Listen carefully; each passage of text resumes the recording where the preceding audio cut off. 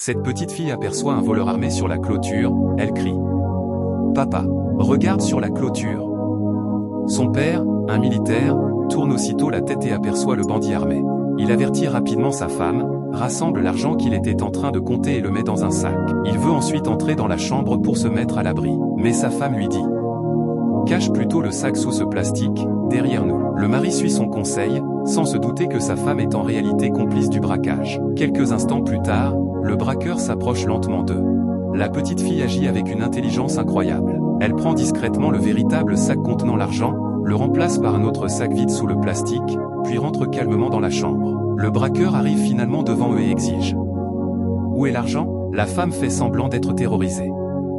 Elle supplie, pleure et joue parfaitement la comédie, alors qu'elle sait très bien qu'elle a organisé ce braquage contre son propre mari. Elle indique au bandit l'endroit où se trouve le sac, ignorant totalement que sa fille a déjà mis l'argent en sécurité. Le braqueur saisit le faux sac et prend la fuite. Après son départ, le mari se relève. Sa femme pousse des cris, fait semblant d'être sous le choc et s'écrie: il est parti avec tout notre argent. Le mari répond: vraiment? Quel malheur! Si seulement j'avais eu mon arme avec moi, jamais un simple bandit n'aurait osé venir nous attaquer. La femme continue de crier: pourquoi cela nous arrive-t-il? Nous devons prévenir la police. J'y vais immédiatement. Elle fait tout pour paraître innocente, alors que c'est elle qui avait préparé ce braquage.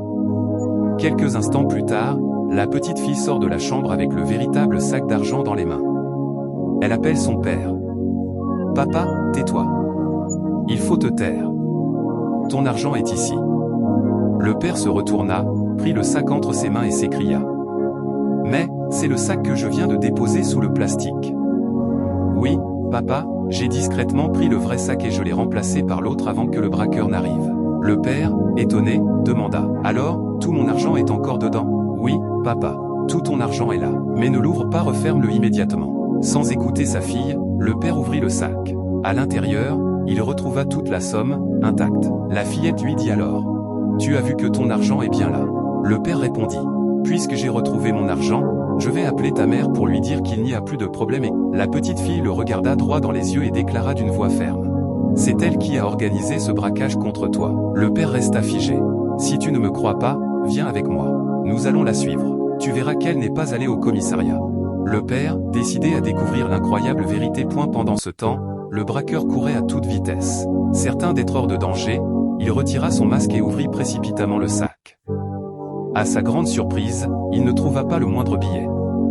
Sous le choc, il s'écria: qu'est-ce que cette femme m'a fait? Quelques instants plus tard, la femme arriva en courant. Essoufflée, elle demanda aussitôt: alors, où est l'argent qui était dans le sac? Le braqueur, furieux, cria: quelle est cette mauvaise plaisanterie?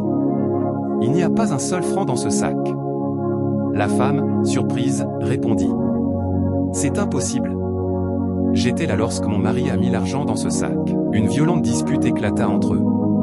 Ils se mirent à se crier dessus, à s'accuser mutuellement et à se tirer par les vêtements. Soudain, une voix puissante retentit derrière eux: ne bougez plus.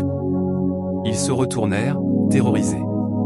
Le mari, militaire, venait d'arriver avec un policier. Son arme était pointée en leur direction. Pris de panique, la femme tenta immédiatement de sauver les apparences. Elle ramassa le sac et s'écria: mon mari, tu es arrivé à temps. Le mari la regarda avec colère et répondit: arrête ton mensonge. Si je te giflais maintenant, tu comprendrais la gravité de ce que tu as fait. Tu as organisé ce braquage contre ton propre mari uniquement parce que tu voulais mon argent. Voilà le plan que tu avais préparé avec ton complice. Le policier s'approche aussitôt. Ils passèrent les menottes au braqueur et à la femme. Le policier ordonna: avancez. Sous le regard du mari et de sa petite fille, les deux complices furent conduits au commissariat pour répondre de leurs actes. Que tout complot du mal dirigé contre ta vie, ta famille, ton travail, tes projets et ta destinée soit anéanti au nom puissant de Dieu. Si tu crois que Dieu protège ceux qui mettent leur confiance en lui, écris Amen dans les commentaires.